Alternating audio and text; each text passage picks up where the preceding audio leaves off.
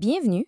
Aujourd'hui, on entre sur un champ de bataille biologique où trois acteurs majeurs entrent en collision, les corticostéroïdes, l'Ozempic et la protéine Spike. On procède donc à une analyse stratégique de leurs interactions. Notre émission, si on l'accepte, d'abord, identifier les joueurs clés. Ensuite, analyser leurs zones de conflit. Après, révéler les risques cachés. Et finalement, définir un plan d'action clair pour naviguer dans cette complexité. On commence? OK, premier point de notre briefing, l'identification des actifs. Qui sont ces trois joueurs et, surtout, quelles sont leurs fonctions stratégiques propres? On est d'abord les corticostéroïdes. C'est notre force de frappe principale contre l'inflammation. Des médicaments puissants comme la prednisone, mais attention, leur utilisation a un coût systémique. C'est un facteur qu'il ne faut jamais sous-estimer.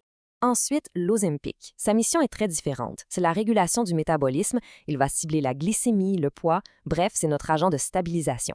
Et pour finir, la protéine Spike.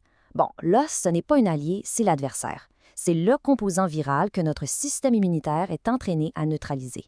La cible est donc clairement identifiée. Parfait. Maintenant que les acteurs sont bien définis, on plonge dans la zone de conflit. C'est vraiment ici que leur mission s'oppose et que l'analyse devient absolument critique. Le problème est fondamental. On se retrouve à déployer des traitements qui ont des objectifs biologiquement opposés. C'est un véritable conflit d'intérêts qui se joue au cœur même de nos cellules. Regardez ça. Le conflit métabolique est direct, il est frappant. D'un côté, on a l'Ozempic qui s'efforce de baisser la glycémie, et de l'autre, les corticostéroïdes qui la font monter en flèche. D'un point de vue stratégique, c'est carrément un sabotage mutuel. Et le paradoxe est tout aussi flagrant sur le plan immunologique.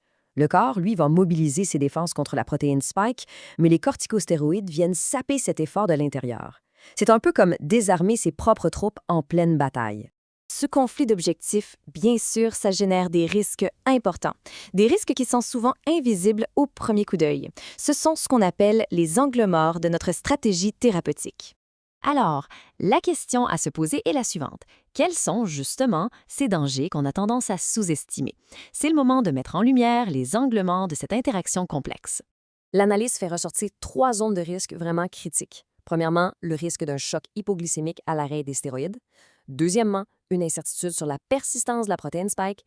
Et troisièmement, un retour sur investissement vaccinal qui peut être complètement saboté par un mauvais timing.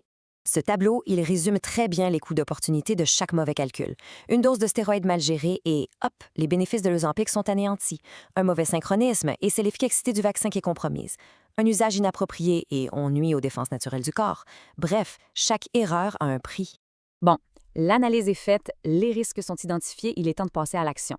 Voici un plan en 3 phases, très clair, pour maîtriser ces risques de façon systématique. Le plan est séquentiel et logique. Phase 1, la stabilisation métabolique immédiate. Phase 2, l'optimisation tactique de la fenêtre immunitaire. Et phase 3, la surveillance à long terme. C'est une progression qui se veut rigoureuse. Concrètement, ça donne quoi? Premièrement, il faut anticiper. On ajuste la dose d'Ozempic avant la fin du traitement aux stéroïdes et non pas après. Deuxièmement, on doit synchroniser. On respecte une fenêtre d'exclusion de 2 à 4 semaines entre les stéroïdes et la vaccination. Et troisièmement, on surveille.